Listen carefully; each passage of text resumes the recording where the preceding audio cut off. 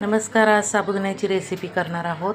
साबुदाणा असा रात्री भिजत घातलेला आहे स्वच्छ धुवून आणि सकाळी असा हा छान मस्तपैकी फुललेला आहे. हे बघा, सुंदर असा दाणेदार फुलून निघालेला आहे.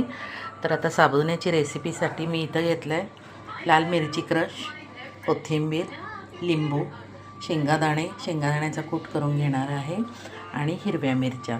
चवीनुसार आपण हिरव्या मिरच्या घेऊ शकता. तर इथं मी आता साबुदाण्याची रेसिपी करत आहे, बघूयात. प्रथम कढईमध्ये तेल गरम करून घेऊया. खिचडीसाठी तेल तापलेलं आहे.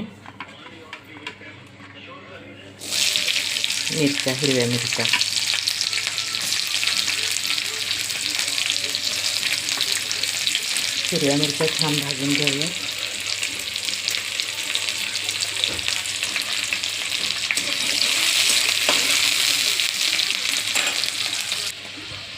मिरची आपली भाजून झालेली आहे. त्याच्यामध्ये थोडीशी मी लाल मिरचीचे तुकडे टाकत आहे. कोथिंबीर तेलातच टाकते.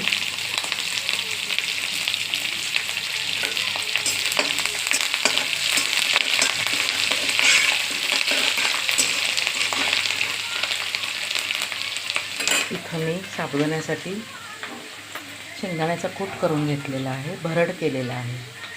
आणि इथं साबुदाणा भिजवलेला. इथं मीठ घेतलं आहे चवीनुसार.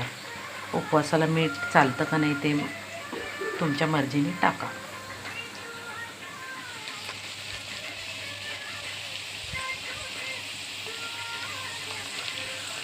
साबुदाणा मिरचीमध्ये टाकलेला आहे.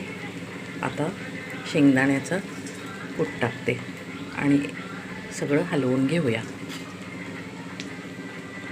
शेंगदाण्याचा कूट जरा जास्त घ्यायचा म्हणजे साबुदाणा एकमेकाला चिटकत नाही.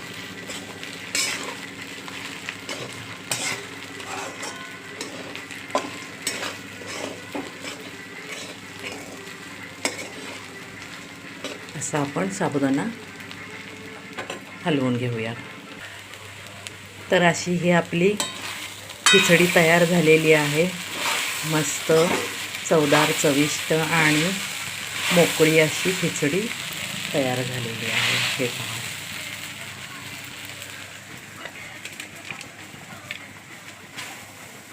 रेसिपी आवडली असेल खिचडीची तर लाईक करा, कमेंट्स करा आणि सबस्क्राईब करायला विसरू नका या फराळाला.